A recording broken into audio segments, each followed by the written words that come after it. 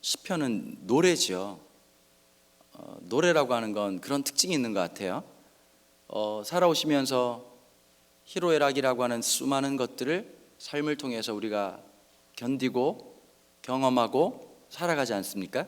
때로는 어려운 일들도 막 찾아오고요, 고난도 찾아오고 기쁜 일도 찾아옵니다. 사람들은 대부분 다가 이 일 얼마나 어려운가, 아니면 이 일이 얼마나 나한테 이익이 되는가, 이런 데 굉장히 관심이 많죠. 근데 신앙의 관점으로서 보면요, 그 힘들고 어려웠던 것이 우리의 삶에 과연 무엇을 남겼느냐, 이게 훨씬 더 중요한 것 같아요. 지나보면 내가 생각할 때 좋았고 아주 행복했던 순간이, 그것 때문에 사실은 사람이 힘들어질 때도 역설적으로 되게 많고요, 때로는 힘들고 어려웠던 그 순간들이 나를 더 깊이 있게 만들고 더 든든하게 만드는 모습들로 남아있을 때가 되게 많습니다. 저는 시편을 되게 좋아하는 편인데요, 이 시편이라고 하는 이 성경을 보면서 그때 깨닫게 되는 게 한 가지가 있습니다. 노래하듯이 살아야 되겠다. 때로는 어려움이 찾아와도 내 영혼의 마지막 노래로 남는 것. 사실 우리 설교자들이 제일 억울한 게 뭐냐면, 아무리 설교를 열심히 준비해도요, 그거 일회용입니다. 설교 한 번 하고 끝나는 거지, 했던 설교 한 3번 정도 하면 장로님들이 따로 모이시지 않겠습니까? 그렇죠. 이렇게 알아들으시네요. 네. 우리 교회 교인들은 장로님이 없어가지고 못 알아들어요.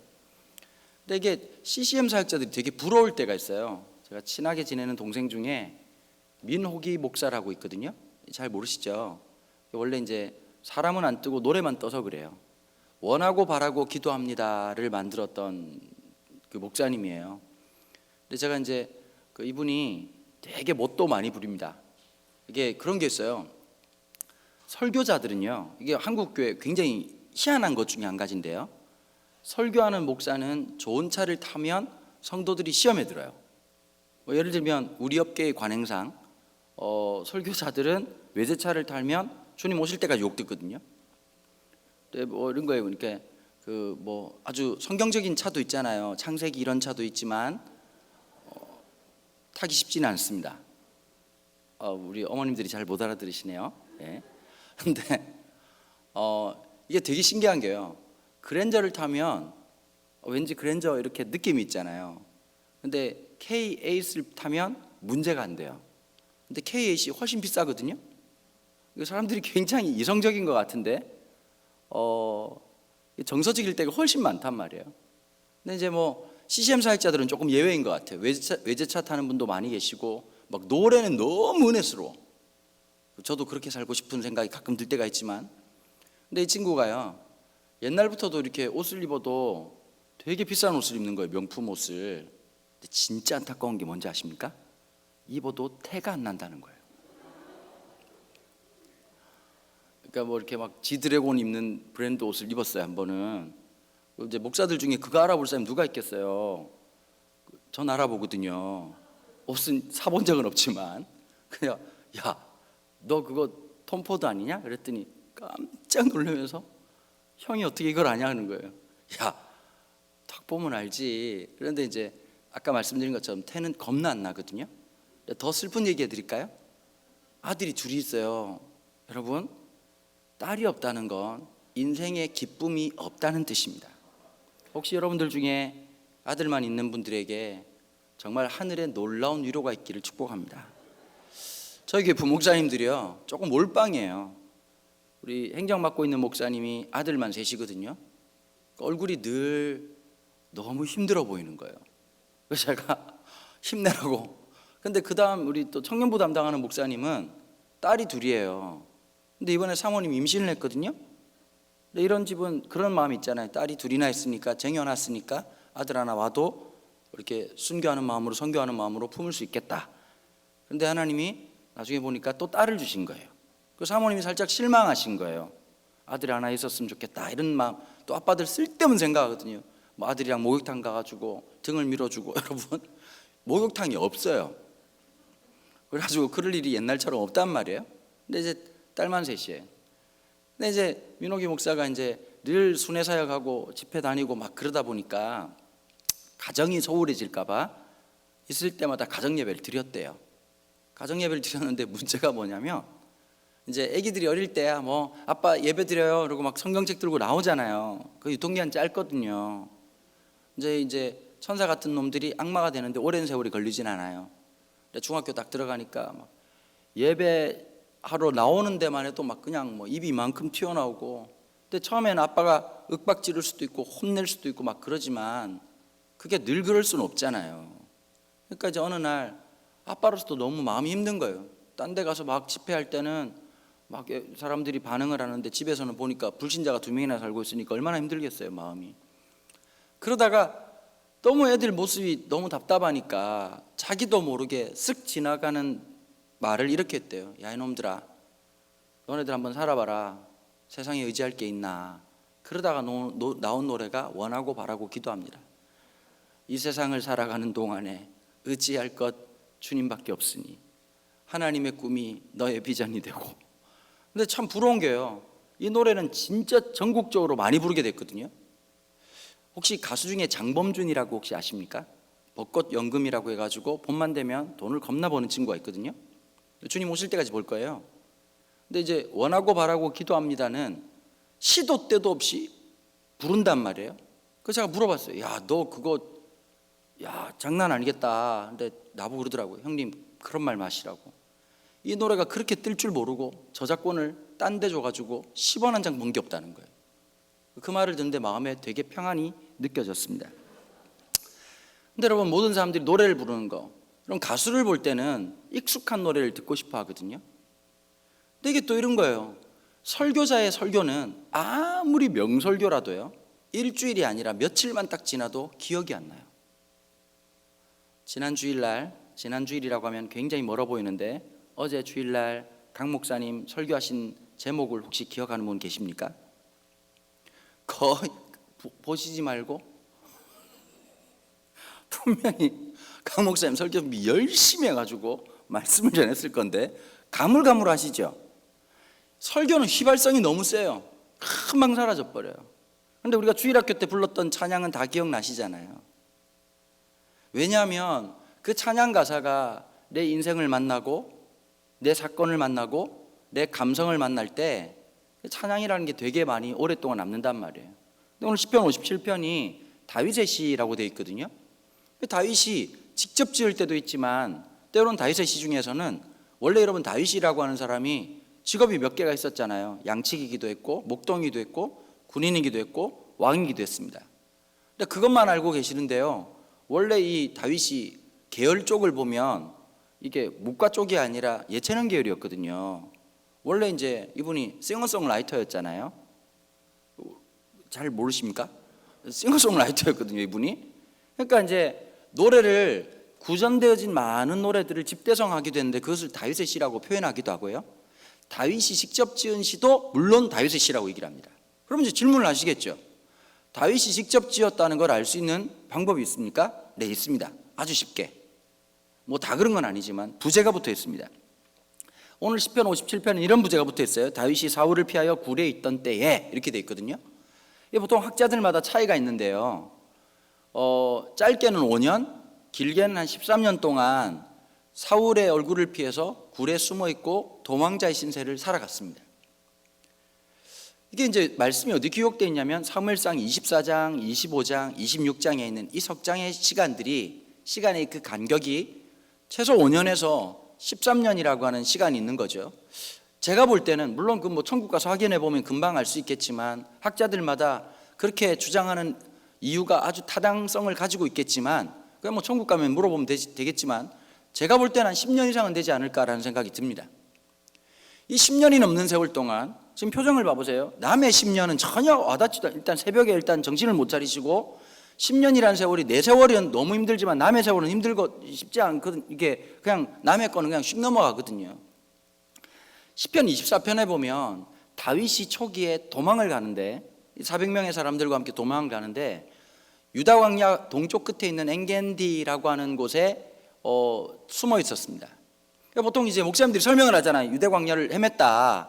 그럼 여러분, 유다 광야가 눈에 안 들어오시죠? 내 나라도 모를 때가 많은데 남의 나라를 어떻게 알겠습니까? 그러니까 이제 어제 제가 말씀드렸죠.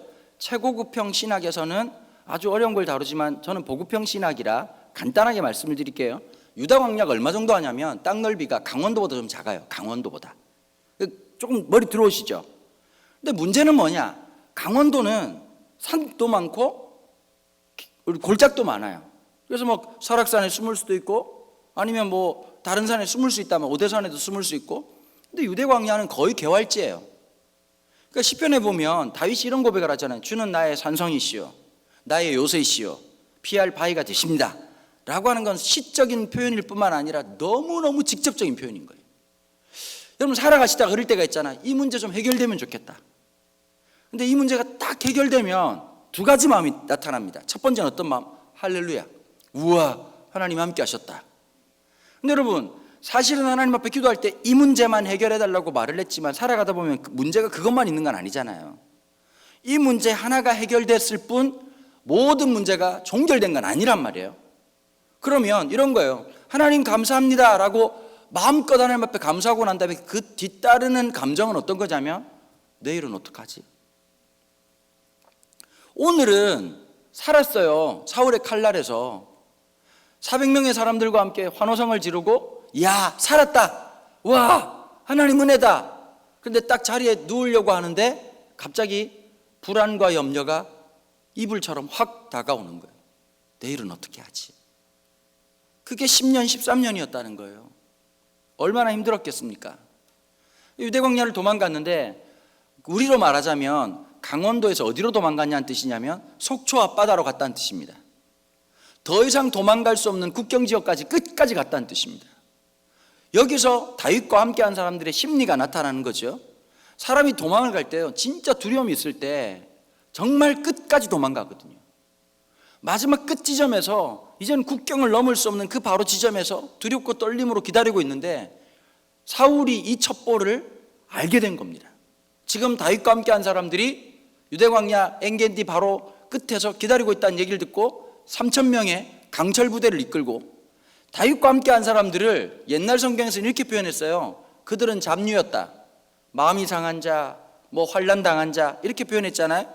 무슨 말인지 모르시겠죠? 요즘식으로 해볼게요. ADHD, 불면증 환자들, 공황장애, 그 다음에 분노조절장애. 그러니까 한마디로 이걸 전문 용어로 보급형 신학에서는 또라이라고 얘기를 합니다. 전형적인 또라이들이, 여러분 저도 그럴 때가 있거든요. 성도들이 오시잖아요. 여러분 목회를 30년 이상 하면 사람의 얼굴을 보는 능력이 탁월해집니다. 그걸 관상이라고 얘기를 하죠. 여러분 이 관상이라고 하는 게 미신적 의미가 아니라 사람의 심상이 어디에 드러나냐면 얼굴에 생각보다 근육이 되게 많거든요. 사람 얼굴이 항상 똑같을 것 같죠. 절대 그렇지 않습니다. 긴장을 하면 아니라고 말하고 있지만 얼굴의 미세 근육이 조정을 하면서 사람이 얼굴이 굳어집니다. 그 다음에 원래는 되게 이쁘고 잘생겼던 사람들도 인생에 어려운 일을 많이 겪으면 얼굴이 변합니다. 그럴 때 많으시죠. 중학교 때 그렇게 이뻤던 애가 고등학교 때 그렇게 잘생긴 애가 가면 갈수록 안타까워지는 애들이 있거든요. 보면 거기다가 주님께서 머리까지 다 빼앗아 가시면 정말 많이 힘들어지시는 일이 생기거든요. 이번에 어제 제가 말하다가 좀 말하는데 못 알아들으셔가지고 목포에 있는 한 대형교회에서요 어떤 일이 있었냐면 담임 목사님이 설교를 하시다가 부교육자 부목사님 두 분을 설교 중에 앞으로 나오라고 한 거예요. 그러고는 요즘 우리 사역자들이 보면 그 머리 스타일이 좀 자유롭잖아요. 옛날하고 달라가지고 펌도 하시고 그 다음에 이제 5대5로 이렇게 가르마도 하는데 경건하지 못하다고. 그러고 이제 다음 주부터는 2대8로 하라는 거예요. 성경을 아무리 찾아봐도 여호와께서 2대8로 하라는 말이 없어요.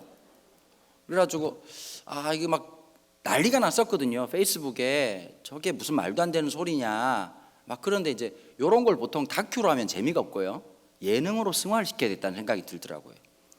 제가 아는 우리 CCM 사역자 중에 장종택 목사님이라고 있어요. 이분은 머리가 아예 없거든요. 면도를 매일 해요. 그 예전에 합천에서 집회를 갔는데 그 해인사 앞에 있는 호텔을 잡아줬답니다. 그리고 그 호텔에 갑자기 느껴지시죠? 그 데스크를 스님이 보시는데 그분이 이제 옷을 양복을 안 입으시거든요. 그러니까 딱 보는 순간 동정업계구나 조계종인가 뭐 이렇게 천태종인가 이럴 정도로 스타일이 똑같으세요. 그래서 이제 그분들이 이제 합장을 하시잖아. 이렇게 형 어떻게 했냐 그랬더니 민망해 할까봐 자기도 합장을 했다는 거예요. 그래서 제가 이제 막 갖고 놀리거든요. 집이 동두천에 있는데 그 중보기도를 되게 강조하는 분이에요. 그래서 그 동두사 중보스님 이렇게 제가 놀렸단 말이에요. 근데 그 형님 보고 그랬어요. 한번 우리 유튜브를 찍자. 그래가지고 이제 상황극을 만드는 거예요. 제가 막 담임 목사처럼 하면서 부목사들 보고 2대8로 머리를 하라 그랬잖아. 근데 해오겠습니다. 그리고 잘 머리를 고쳤구만. 그런데 갑자기 두 명이 이러는 거예요.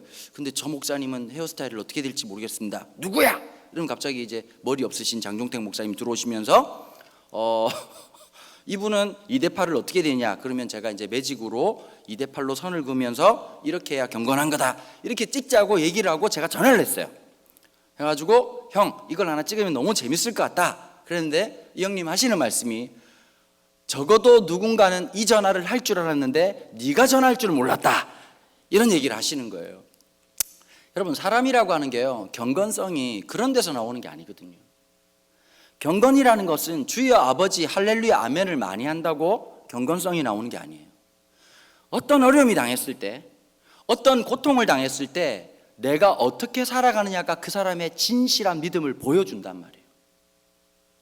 십자가 목걸이를 많이 한다고 믿음이 좋은 것도 아니고 성경책을 큰 걸 들고 다닌다고 경건한 것 아닙니다. 진짜 하나님이 원하시는 경건은 경건한 척하는 것이 아니라 넘어져도 쓰러져도 하나님 앞에 나아가는 것입니다. 여러분 유대 광야에서 숨어있던 다윗의 마음이 어땠을까요? 얼마나 불안했겠습니까?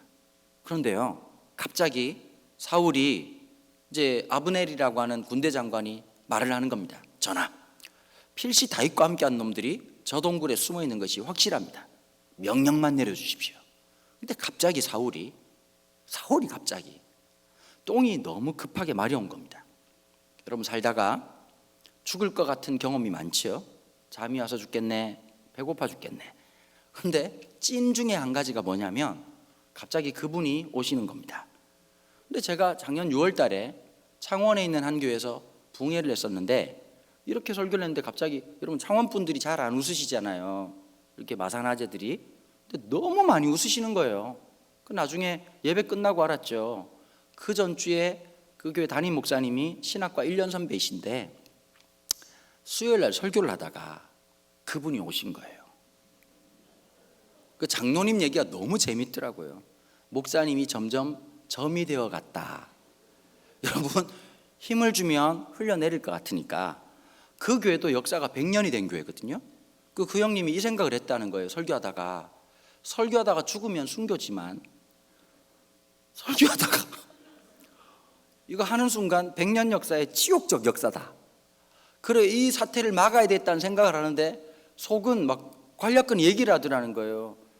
더는 힘들 것 같다.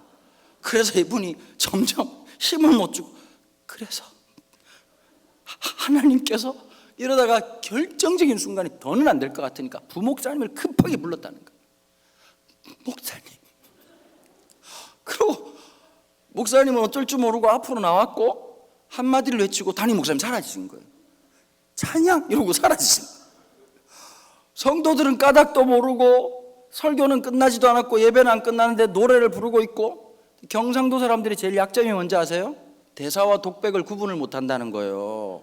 그냥 가만히 찬양만 부르면 될 텐데 권사님들이 전부 목사님 어디 갔노? 모르겠다 이러고 있는데 장로님 말씀이 또 재미나더라고요. 죽어가던 목사님이 10분 뒤에 살아서 돌아오셨다 이렇게 얘기하시면서 설교를 끝냈고 저는 그 사태를 전혀 모르는 상황에서 주일날 입원문으로 설교를 하기 이르렀고 똥 마려운 사울 얘기를 했더니 갑자기 지난주에 이 교회에 말하고 싶으나 말할 수 없는 너무나도 재미난 이야기를 부흥 강사가 와가지고 이렇게 사경의 강사가 얘기를 하니까 그동안 응축되어 있던 우라늄 같은 웃음이 터져 나오면서 갑자기 수습이 안 되는 거예요. 여러분 사울이 지금 똥이 너무 급하게 마려가지고 가만히 있어봐 전하 지금 빨리 명령을 시끄러 이러고 이제 똥사를 가시는 거예요. 근데 다윗은 모르고 있는데 사울이 딱 들어오자마자 어떤 마음이었을까요? 이제 끝났구나. 좀 있으면 3,000명의 병력이 들어와서 우린 그냥 인생 끝나는 거구나라고 생각을 하는데 이 왕이 전하가 들어오셔가지고 옷을 벗어도 너무 많이 벗는 겁니다. 성경에는 안 나와 있지만 여러분, 이분이 얼마나 급했으면 뛰어들어왔겠습니까? 깼으며 소리며 성경에 안 나와 있지만 푸드득 푸드득 이런 소리가 얼마나 났겠습니까? 아비새라고 하는 이 요압 장군의 동생이 이렇게 얘기를 하는 거예요. 다윗에게 하나님이 이런 기회를 주실 리가 없다는 거예요. 여러분, 살다가 미운 사람이 있습니다. 그렇죠? 하여튼 교인들은 불리하면 대답을 안 합니다. 왜 없겠습니까? 더럽게 마음에 안 드는 사람이 있습니다.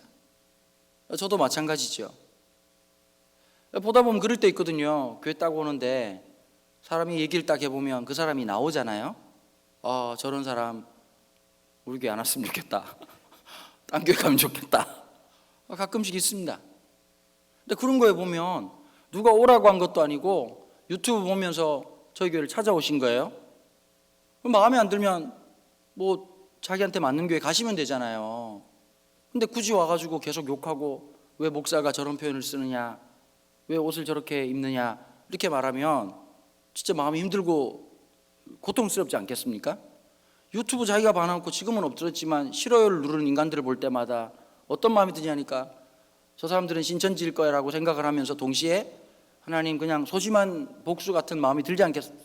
손가락을 분질러 주세요 이런 마음이 고신측 목사가 아니고 합동측 목사라서 이렇게 불량한 생각을 하지 않겠습니까? 싫은 사람들이 있어요. 여러분, 있다 보면 그런 분들 계시잖아요. 다윗이 사울을 미워하는 건 지극히 당연한 거예요. 자기를 죽이려고 3번이나 창을 집어던지고 그냥 뭐 그 정도로 한 사람이라면 미워할 만한 타당성이라는 게 있잖아요. 그냥 느낌이 싫어서 미워하는 것도 미워할 수 있는데 나를 죽이려고 하는 사람을 미워하는 건 어떻게 보면 뭐 하나님도 아무리 선한 하나님이고 사랑의 하나님이라 그럴지라도 나 죽이려고 하는 놈, 내가 미워하는 거에 대해서 하나님이 야 그래도 사랑해라 그러면 조금 속상할 것 같아요. 그죠?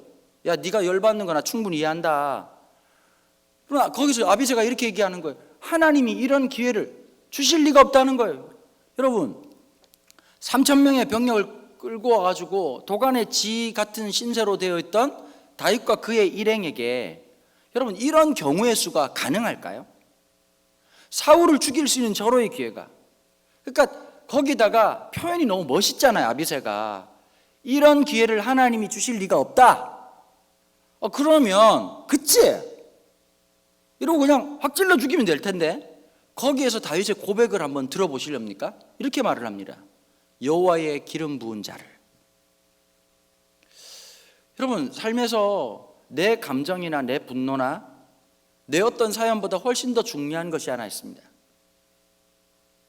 하나님의 말씀입니다. 하나님 그분이십니다. 내가 미워하는 사람이지만 그의 마음을 건들고 있는 것은 하나님께서 기름 부은 사람이라고 하는 겁니다. 믿음의 조상 아브라함 아시죠? 아브라함에게 트라우마가 하나 생겼습니다. 아니 하나님이 75세에 이런 얘기하면 창세기 하면 안 되는데 아브라함 하나님께서 옆구리 찔러가지고 친척 본토 아비집을 떠나게 하시잖아요. 그럼 보통 남자가 50세가 넘으면 없던 보수성이 생긴대요. 새로운 시도를 하는 걸 되게 두렵게 하거든요. 아니 우리 권사님들 생각해 보세요. 평생 말 안 듣던 남편이 75살에 갑자기 집 팔고 땅 팔고 우리 딴 데 가서 살자 그러면 어떤 생각이 들까요? 드디어 시작됐구나 망령이 라고 생각하지 않겠습니까? 남 얘기니까 지금 멀뚱멀뚱했는데 75세의 내 남편이, 권사님들 75세의 내 남편이 그냥 주는 밥 잘 먹고 그냥 헛소리 안 하면 평생을 헛소리를 하는데 그 헛소리를 그냥 에스프레소처럼 아주 응축을 해가지고 75세에 여보 우리 다 팔고 우리 미국 갈까? 그럼 어떻게 하죠? 또라이구나라는 생각이 들지 않겠습니까? 갔어요. 하나님 인도하심으로. 그럼 하나님이 땡겨주고 밀어주고 하여튼 하셔야 되잖아요. 가자마자 기근이 왔어요. 이걸 하나님이 밑장 빼기 이렇게 말할 수 있거든요. 깜짝 놀래가지고 죽을 것 같으니까 물이 풍부했던 이집트에 내려간 거예요. 여러분 이스라엘은 땅이 보통 보면 천수답이에요. 하늘에서 비가 내려야 농사가 가능한 거예요. 성경에 이런 표현 있잖아요. 이른 비와 늦은 비의 은총. 그게 뭐냐면 죽을 수도 있다 이런 뜻이거든요. 하나님이 안 도우시면, 여러분 여쭤볼게요.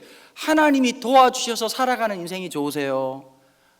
살짝 비수기라도 쟁여놓은 돈을 많이 가지고 있어서 행복한 인생이 좋으세요? 교인들은 불리하면 대답을 안 하거든요. 근데 보통 이렇게 얘기해요. 하나님의 은혜가 풍성한데 쟁여놓은 돈도 많았으면 좋겠어요 라고 말하는 분들이 계시단 말이에요. 그런 경우는 거의 없거든요. 그래서 이집트에 내려가가지고 물 때문에 내려갔단 말이에요. 나일강에 수차만 돌리면 농사가 가능하니까요. 근데 갔다가 아내 빼앗길 뻔도 하고 얘기하면 너무 길어지니까 돌아왔어요. 하나님의 은혜로 돌아왔지만 마음속에 상처는 남는단 말이에요. 물에 대한 트라우마. 그러니까 조카 롯과의 목자들이 물 먹이는 문제 때문에 다툼이 일어나요. 근데 여러분 그 당시에 이 유대 사회에서는 있을 수가 없는 일이었단 말이에요. 서열이 분명한데. 그럼 여러분 생각해 보세요. 아브라함이 보고를 받아요. 조카 롯이 목자들이 아브라함의 목자를 때렸다는 것은 조카가 삼촌을 때렸다는 얘기하고 똑같은 얘기란 말이에요. 그러면 열이 받아가지고 저 같으면 그럴 것 같아요. 이 싸가지 없는 놈의 새끼, 내가 그냥 애비도 없는 놈을 길렀더니 내가 그냥 인생 잘못 살았지, 그러고 말할 만하잖아요. 근데 아브라함이 딱 이렇게 얘기해요. 하늘 아래 피가 섞이고 살이 섞인 건 너하고 나밖에 없다. 너와 나는 골육지친이라. 싸우지 말자. 네가 우하면 내가 좌하리라. 그 말이 거기서 나오는 거예요. 하나님이 축복을 하실 때 아브라함의 선택은, 조카 롯의 선택은 땅 보는 부동산에 관점이 있었어. 눈을 들어 본즉 땅 보는 눈이 있었어. 소돔과 고모라가 마치 에덴 동산 같았다는 거예요. 우와! 그리고 땅에 물이 풍부해. 여기랑 달리 물 때문에 걱정 없는 패러다이스, 기가 막힌 곳이에요. 그래서 어떤 사람이 이런 얘기를 했어요. 도시를 이렇게 설명하더라고요. 신의 재앙으로부터 도망가기 위해서 만든 성읍이 도시라는 거예요. 자연재해가 없고 자연재해를 방어할 수 있는 시스템을 구축한 것. 근데 여러분 생각해 보세요. 하나님을 끝까지 신뢰한다는 것, 그건 어떻게 보면요, 멋진 일이라기보다는 바보 같은 일이고, 하나님을 선택한다는 것은 때로는 내 마음속에 있는 분노나 모든 감정들을 믿음으로 유보하고 내려놓고 주님께 올려드린다는 뜻이거든요. 다윗인들 왜 사울이 밉지 않았겠습니까? 근데 이렇게 말을 하는 거예요. 무의식 속에서 툭 튀어나왔던 말. 그는 여호와께서 기름 부으신 자라. 근데 더 대박이 뭐냐? 사무엘상 24장에 보면 사울이 벗어났던 옷자락을 칼로 뱁니다, 다윗이. 여러분, 사람을 찌른 것도 아니고 벗어놓은 옷을 잘랐습니다. 여러분, 이 정도도 충분하지 않습니까? 완전 그냥 성자죠, 성자. 그런데 성경에 이렇게 표현되고 있어요. 그 옷을 뱀을 인하여서 다윗이 마음속에서 내가 여호와 앞에서 범죄하였도다 이렇게 말을 하는 거예요. 내가 여호와의 기름 부신 자의 옷자락을 자른 것조차도 영적인 예민함이 살아있었다는 거예요. 여러분, 그와 함께 했던 400명들이 어떤 생각을 했을까요? 도대체 저 사람은 어떤 사람인가? 여러분, 영적인 영향력이라고 하는 건요, 딴 데 있는 게 아닙니다. 어떤 일을 당했을 때 여러분들이 얼마든지 속상하고 힘들고 마음 상할 일을 경험할 수 있습니다. 그런데 여러분, 누구나 그랬던 것처럼 똑같은 반응으로 살아가는 것이 아니라 믿음이 우리 안에서 새로운 작용을 일으키고 새로운 고백들을 하게 하고 새로운 결론을 내릴 수 있도록 하는 그것이냐? 저는 그걸 여쭙고 싶습니다. 예수를 믿었습니다. 몇 대째 예수를 믿었습니다. 100년이 넘는 교회 역사를 가지고 있는 교회입니다. 하나님께서 놀라운 일들을 하셨습니다. 담임 목사님 너무 좋은 분이십니다. 말씀에 깊이가 있습니다. 그런데 여러분들은 살아가실 때 어떻게 살고 계십니까? 다윗의 이 고백, 하나님을 향한 그 마음들. 그런데 여러분, 사무엘상 24장 20절에 보면 사울이 다윗에게 이렇게 얘기하는 거예요. 마지막에 이렇게 얘기하거든요. 왜 당신은 내가 당신을 죽일 거라고 생각하십니까? 다윗 소리를 질러요. 그럴 때 막 사울이 울면서 다윗아, 다윗 막 울면서 여호와께서 네가 왕이 되게 할 것을 내가 알고 있다. 그리고 너의 손에서 이 나라가 강성해질 것을 나는 알고 있다. 여러분, 이 참 놀라운 은혜가 이런 거예요. 하나님의 메시지를 누구의 입을 통해서 듣게 하시죠? 원수였던 사울의 입을 통해서. 어떻게 살 때요? 감정으로 사는 게 아니라, 홧김에 사는 게 아니라 하나님의 말씀의 통치를 받아 살 때 하나님의 인도하심이 있는 거예요. 여러분, 하나님의 시그널은 오늘도 분명해요. 가야 될지 멈춰야 될지. 우리의 시선이 하나님에게 있으면 하나님의 말씀의 인도하심을 경험할 수 있어요. 그런데 우리는 어디 있냐면 우리의 시각과 시선과 시야가 다른 데 있걸랑요. 초점이 안 맞는 거예요. 제가 한 10년 전에요, 누구 소개로 서울에 있는 한 안경점을 가게 됐습니다.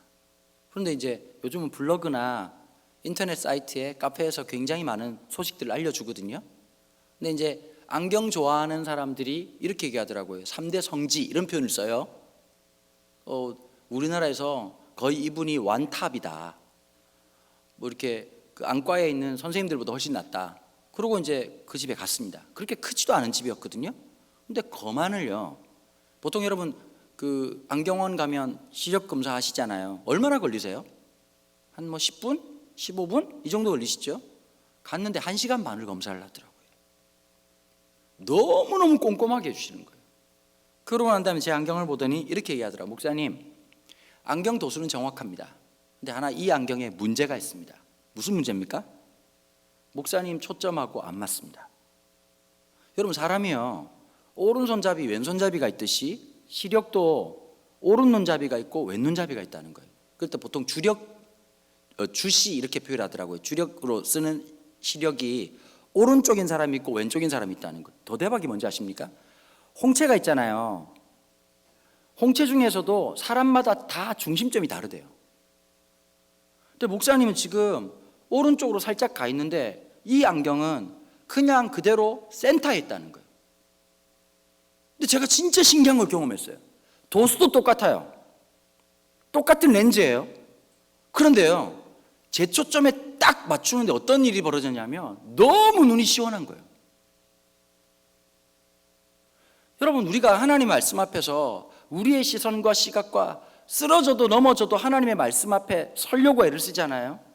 그러면 위기 속에서 성질로 사는 게 아니라 그리스도인들이 살아가야 될 삶이 분명하고 명백해지는 거예요.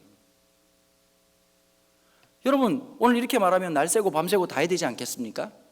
26장에 13년의 세월이 지나가지고 거의 도망자 신세로 볼 때 마지막 때 10이라고 하는 광야에 또 다윗이 도망가고 있다는 걸 알고 사울이 3,000명을 떼데리고 옵니다. 그런데 그때는 어떻게 했느냐? 다윗이 너무 속이 상하니까요, 아비새를 데리고 둘이서 사울과 단판을 지려고 진영으로 요새로 올라갑니다. 근데 하나님께서 이상한 일을 벌이신 거예요. 여러분, 왕이 자도 옆에 있는 경비병들은 깨어 있어야 되잖아요. 3,000명이 다 골아떨어진 거예요. 이야, 살다 그런 일 있겠어요? 3,000명이 그냥 하늘에서 포라포폴이 떨어졌는지 다 자빠져가지고 지금 아주 그냥 마취 없이 수술 가능한 상태가 됐단 말이에요. 그러면 우리가 만화적인 상상을 할 수 있겠죠. 아비새하고 막 가다가 뭐 물건을 떨어뜨린다든지 뭐 잘 모르니까 건드려가지고 와장창 소리가 나가지고 막 조용히 하라고 그러는데도 불구하고 누구 한 명 일어나질 않는 거예요. 결국 어디까지 들어가느냐? 사울의 침실까지 들어갑니다. 사울이 누워가지고 이렇게 면상에 있는데 아비새가 굉장히 자극적인 말을 하는 거예요. 여러분 생각해 보세요.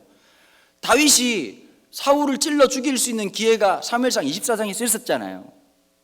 그런데 여러분, 살아가다가 사울 이 사람 때문에 13년 동안 너무 많은 고난을 당했단 말이에요. 한 번은 블레셋으로 망명 갔다가 죽을 뻔한 적도 있었고요, 미친 척을 해가지고 겨우겨우 살아났던 적도 있었고, 여러분 그럴 때마다 400명의 사람들이 웅성대는 소리가 들리지 않습니까? 그때 확 맞히겠으면 이런 일 안 당했을 건데 아이고 답답해라. 여러분 살다가 막 옛날 생각하는데 막 갑자기 그때 내가 미쳤지 이런 순간이 있으시죠? 그걸 요즘 애들이 뭐라고 표현하냐면 자다가도 이불을 주워 찬다 그래서 이불킥이라고 얘기를 하는 거예요. 이해가 안 되세요? 결혼기념일 날 갑자기 기분이 나쁘시죠? 옛날에 다른 오빠 떠오르시고 내가 미쳤지 이 사람을 왜 만났을까 이럴 때 있으시거든요. 보면 막 그거예요. 예, 그겁니다. 다윗도 살다가 여러분 늘 성경 충만한 거 아니거든요. 비수기가 있거든요. 비수기. 늘 성경 충만한 거 아니거든요. 자주 옵니다. 비수기. 막 그러니까 이런 거 이게 하나님 진짜 희한한 분이세요. 이렇게 막 개척해가지고 늘 비수기면 힘들까봐 단짠 이렇게 막 하나님 은혜 주셔가지고 막 갑자기 막 눈물 흘리고 막 하나님 제가 어제 미쳤지 내가 개척을 왜 했나 이렇게 생각한 거 죄송합니다. 그랬다가 또 어려움이 확 오고 그럴 때가 있잖아요. 보면 현실적으로 생각하면 내가 지금 뭐 하는 짓인가. 다윗도 그런 순간이 있었을 거예요. 그때 죽여버릴 걸. 그런데 또 한 번 이 장면이 펼쳐진 거예요. 13년 만에 아비새가 더 자극적인 얘기를 해요. 여러분 이게 서울말로 하면 별로 안 하다는데 경상도 말로 하면 이게 그냥 아우 감칠맛이 끝내주거든요. 아비새가 이렇게 말하는 거예요. 사울의 면상에 창을 들고 이거 2번 쓰실 게 없습니다. 우와. 여러분 말도 얼마나 이쁘게 해요? 깔끔하게 정리한다는 뜻이거든요. 그리고 이런 거야. 다윗 보고 죽이라고 하는 게 아니라 명령만 내리시라는 거예요. 나 같으면 이럴 것 같아요. 정치인들이 그런 거 하잖아요. 부정도 긍정도 하지 않는다. 그럼 아무 말 없이 쓱 나가고 아비새가 깔끔하게 해결하고 그럼 넘어갈 수 있잖아요. 또 이런 게 있어요. 창이 무거워요. 생각보다. 창을 들고 있다가 아이고 와 이래 무겁노. 아이고야 죽었네. 과실치사예요. 과실치사. 똥 싸는 놈 찌르면 살인이지만 요거 김앤장이나 로펌 잘 땡기면 1년 6개월입니다. 순간 손에 힘이 빠지면서 죽일 마음은 이거 뭐 이렇게 아무리 미필적 고의 뭐 이렇게 얘기해도 아니다. 사실 내가 수전증이 좀 있었다. 그러면 검사가 가만히 안 있겠죠. 이거 살인교사 아니냐? 다윗 불러내라. 그럼 다윗이 내가 시키는 대로 하면 이거 무죄거든요. 아비새가 왜 그랬을까요? 아비새는 분노가 많았죠. 이렇게 말하면 무죄로 끝나는 겁니다. 그런데 그 상황에서 다윗이 뭐라고 말했느냐? 여호와의 기름 부신 자를 손대는 것은 하나님 앞에 옳은 것이 아니고 하나님 기뻐하지 않는다. 여러분 다윗이 늘 존경할 것만 있는 건 아니에요. 그분이 이렇게 옥상에 올라갔다가 사고치기도 하셨고 때로는 늘 성령 충만한 모습만 있었던 건 아니거든요. 어떤 면에서 보면요, 우리는 다윗 같기를 원하시면서도 다윗에 닮으면 안 되는 구석도 되게 많은 사람들입니다. 욕정이 있을 때도 있고 욕망이 있을 때도 있고 자기 과시욕도 있었고 병적인 자아 때문에 힘들어하는 다윗의 모습을 우리는 만납니다. 그의 인생이 참 만만치 않았지 않습니까? 왕이 되기 전에는 13년 동안 도망다닌 신세였고 왕이 되고도 아들들이 왕자의 난을 2번이나 일으켜서 그의 인생이 참 힘들고 어려운 인생이었습니다. 자식을 가슴에 묻어야 됐고 전쟁에서 이겼지만 마냥 즐거워할 수 없었던 것이 왕으로서의 다윗은 어땠는지 모르겠지만 아버지로서의 다윗은 참 힘들고 어려웠을 것 같습니다. 열왕기상 1장 1절에 보니까 나이 들어 늙었던 다윗이 또 한 번의 왕자의 난, 아도니아의 왕자의 난을 겪어야 됐고 참 인생이 참 쉽지 않은 인생을 살았거든요. 여기서 하나 중요한 것이 있습니다. 결정적인 순간에, 그 어려움의 순간에 하나님을 기억한 사람. 유진 피터슨이라고 하는 목사님이 다윗을 이렇게 표현했어요. 하나님을 왕으로 섬긴 왕. 여러분, 우리 그리스도인들은 이게 있어야 돼요. 여러분들이 사회에서 어떤 직분을 갖고 있는지, 어떤 포지션을 갖고 있는지 저는 잘 모르겠습니다. 그 포지션으로 살지 말고 하나님을 왕으로 섬기는 하나님의 백성적 삶, 하나님의 자녀적 삶을 살아가는 저와 여러분 되기를 바랍니다. 여러분 아이들에게도, 우리 자녀들에게도, 손주들에게도 다른 모습을 좀 드러냈으면 좋겠어요. 저희 아버님도 손주들 보면 똑같은 말 하거든. 공부 잘하냐? 공부해야 된다. 왜냐하면 저희 아버님은 공부할 수 있는 기회가 거의 없었거든요. 진짜 힘들게 목사가 되셨어요. 할아버지 할머니가 도와주신 것도 아무것도 없었고 중학교를 독학하고 검정고시로 지나가셨거든요. 그러니까 저희 아버지는 늘 그런 게 있는 거예요. 손주들 보면서 공부 열심히 해라고 말하는 게 딴 게 아니라 본인의 상처였거든요. 그래서 제가 얘기를 하거든요. 아버지 그런 얘기 하지 마라.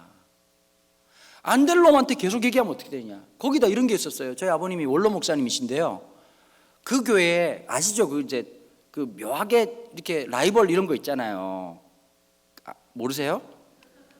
그 교회 원로 장로님 손주들이 공부를 너무 잘하는 거예요. 왜냐하면 그 원로 장로님 아들도 서울대를 나왔거든요. 저는 고신대를 나오고요. 그때부터 이제 살짝 힘들어 하시더라고요. 저희 아버님이. 새끼 멀쩡하게 생긴 놈이. 이제 그랬는데 그 집에 이제 딸이 셋인데 딸 셋이 다 공부를 너무 잘한 거예요.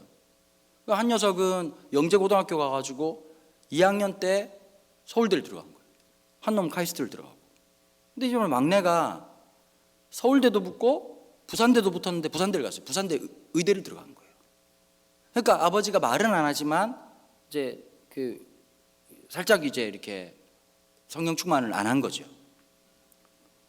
그리고 이제 제가 여동생이 하나 있거든요. 여동생 첫째 애가 부산 예고를 다녔고 부산대학교 성악과를 들어간 거예요. 그것도 얘기하면 되게 길어요. 하나님 놀라운 은혜가 있었어요. 근데 이제 걔는 이제 공부하는 스타일이 아니잖아요. 그러니까 딴따라 그냥 이렇게 막 노래 부르고 계속 놀고 이렇게 막 배짱이 같은 애거든요. 근데 멘탈은 하나님 너무 좋게 주신 거예요, 얘가. 그래서 만나면서 걔보고 하는 말이 공부해야 된다. 민훈아, 공부해야 된다. 새끼야, 공부해야 된다. 그러니까 하는 말이, 그럼 보통 스트레스 받잖아요. 손주들이 할아버지 맨날 만나가지고 용돈 안 주고 공부하라고 그러니까. 그러니까 얘가 근데 이렇게 멋있는 말을 했다는 거예요. 할아버지, 저는 유전자가 그쪽은 아닌 것 같아요. 이렇게 얘기했다는 거예요. 여러분, 사람이요, 열등감이 없이 건강하게 산다는 게 되게 축복입니다. 자기 인생을 살면 되는 거거든요. 저도 우리 집안에 똑똑한 사람들 되게 많아요. 공부 잘하는 사람들 진짜 많아요. 근데 하나 중요한 게 있어요. 저는 저로 살아가면 되는 거거든요. 제가 강화구 목사님 쫓아가겠습니까? 우리 반푸노치도 물론 강 목사님도 못 쫓아오죠. 서로 피장파장이에요. 자기 장르가 있는 거예요. 여러분, 제가 무슨 말씀 드린 거냐면요, 스스로 쓸데없이 남 쳐다보고 살지 말라는 얘기예요. 달란트 비유의 핵심이 뭔지 아십니까? 문제는 딱 하나입니다. 나한테 주어진 걸 하나도 못 보고 남에게 있는 것만 쳐다보다가 힘들어하는 인생이라는 거예요. 왜 저 사람은 2달란트 주고 어떤 사람은 5달란트 주냐는 거예요. 나한테 주어진 이 1달란트가 커 보이지 않는다는 거예요. 여러분, 하나님께서 우리 각자에게 주신 게 있거든요. 각자에게 주신 은혜가 있어요. 여러분, 그 은혜가 오늘을 살아가기에, 오늘의 역경과 고난을 살아가기에 넉넉하게 주시지 부족하게 주시지 않는단 말이에요. 여러분, 이 26장에서 사무엘상 26장에서 드디어 마지막 그 지점이 끝나고 다윗은 다윗의 길을 가고 사울은 사울의 길을 갔더라. 그러고 난 다음에 길보아 전쟁에서 사울과 그의 아들 요나단이 전쟁에서 전사하고 드디어 이 고난의 시간이 끝나버리면서 다윗이 유다 지파의 왕이 되는 것으로 귀결을 하게 됩니다. 그리고 지었던 시편이 시편 57편입니다. 여러분, 우리의 인생 속에서 돈이 너무 중요한 것 같습니다. 자식들이 공부를 잘하고 성공하는 게 너무 중요한 것 같습니다. 근데 다윗은 이렇게 얘기를 합니다. 우리 믿음의 후배들에게 인생을 살아가면서 진짜 중요한 게 뭔지 아냐? 그러면서 이렇게 노래를 만들어 불렀습니다. 하나님이여, 내게 은혜를 베푸소서, 내게 은혜를 베푸소서. 여러분, 돈이 주는 즐거움이 있습니다. 하지만요, 그 즐거움은 굉장히 제한적이고 템포러리합니다. 일시적입니다. 여러분, 그런데요, 하나님의 은혜는 돈이 줄 수 없는 것을 견디게 하고, 돈이 줄 수 없는 것을 이기게 하고, 돈이 줄 수 없는 것을 승리하게 합니다. 여러분, 제가 매일같이 기도하는 게 있거든요. 하나님, 성질 충만하지 않고 성령 충만하게 해주십시오. 근본이 잘못된 놈입니다. 하나님 은혜 안 주시면 불가능한 사람입니다. 고신대학교 신학과 9공학번이 60명입니다. 그 중에 여자분이 3분이었고요. 근데 그 중에서 목사가 된 사람이 대충 한 37명, 38명 됩니다. 근데 여러분, 제가 고신대학교 신학과 들어가가지고 주로 무슨 얘기 많이 들은지 아십니까? 너는 신학할 놈처럼 안 생겼다, 이런 얘기 많이 들었습니다. 선배들한테 몇 번 물러간 적도 있습니다. 옷을 왜 그렇게 입냐? 그래서 전 진짜 미운 오리 새끼 같았거든요. 난 잘못 왔나? 여러분, 그래서요 30년 동안 아무도 쳐다보지 않는 청소년 사역, 청년 사역 할 수 있었습니다. 참 외로웠습니다. 왜냐하면 그런 길을 가는 사람이 그닥 많지 않거든요. 그런데 그게 세월이 지나고 난 다음에 깨달았습니다. 하나님 주신 나의 길이었구나. 잘나서 버틴 것도 아니고 똑똑해서 버틴 것도 아니고 무엇 하나 대단한 것을 가지고 있어서 버틴 거 아니었던 것 같습니다. 사실은 하나님의 은혜가 나를 붙잡아 주신 거죠. 여러분, 오늘도 그 하나님의 놀라운 은혜가 우리를 붙잡고 있습니다.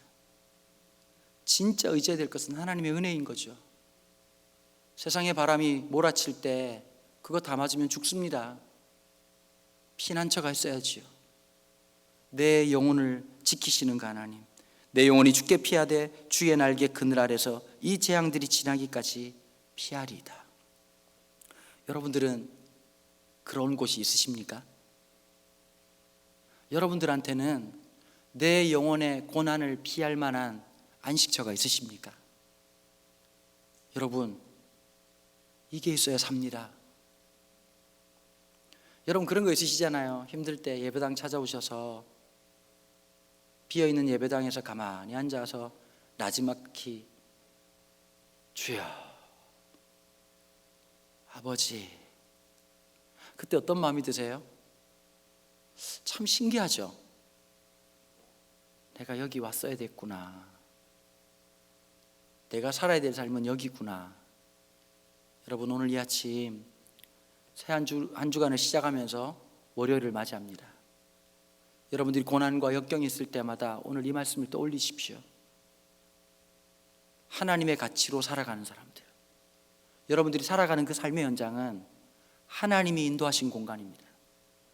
제가 우리 청소년들 가르칠 때 그런 말 되게 많이 했거든요. 얘들아, 제일 좋은 학교가 어딘지 아니? 스카이가 아니다. 그랬더니 한 놈이 이런 얘기 하더라고요. 고신대학교요 라고 얘기해서 미친놈이라고 얘기를 했습니다. 제일 좋은 학교는 네가 가는 학교다. 왜냐하면 하나님은 거기에 함께하기 때문이다. 여러분, 여러분들이 있는 그 자리가 제일 아름다운 곳입니다. 그곳을 살아가도록 하나님께서 오늘 은혜를 주시고 하나님이 붙잡아 주시는 겁니다. 오늘 내가 살아가도록 오늘을 견딜 수 있는 넉넉한 은혜를 하나님이 주시는 좋으신 우리 아버지십니다. 오늘을 이겨낼 수 있도록 지난날 그랬던 것처럼, 우리 권사님들 그죠? 그 어려운 시간들을 죽을 줄 알았는데 살게 하셨잖아요. 여기 우리 권사님들 계신 거 아니잖아요. 혹시 여러분 사춘기 자녀를 둬서 너무 힘든 부모님들은 또래 부모님을 만나면 망하는 겁니다. 우리 권사님들 만나야 돼요. 권사님, 우리 아들 놈 새끼가 더럽게 말을 안 듣습니다. 그럼 우리 권사님들이 진리의 말을 하거든요. 다 지나간다 아이가. 그때가 좋을 때다. 전화도 안 한다 이 썩을 놈 새끼들이. 여러분, 사실은요 진리는 딴 데 있는 게 아니거든요. 그 어른들이 달리 어른이겠습니까? 그 고난의 시간을 은혜로 견딘. 그래서 여러분, 하나님의 사람들은요 두 가지 서티피케이션이 있대요. 하나는 뭐냐? 성경부 열심히 해서 기독교 변증적인 서티피케이션이 있어야 돼요. 그래서 하나님 말씀 잘 배우셔야 돼요. 그것만 있으면 사람이 딱딱해지고 아주 드라이해집니다. 하나 더 있어야 됩니다. 두 번째 증명서, 간증이요. 예수님 때문에 고백할 수 있는 두 가지의 이 두 기둥, 변증과 간증이라고 하는 놀라운 이 두 기둥이 오늘 이 고난과 역경, 한치 앞을 알 수 없는 오늘을 살게 하는 능력 되기를, 그리고 우리가 다윗처럼 노래하며 살아가는, 고난 속에서도 어려움 속에서도 기쁨 속에서도 찬양이 끊이지 않는 저와 여러분 되기를 주님의 이름으로 축원합니다. 우리 다 같이 한 목소리를 같이 한번 기도하실까요?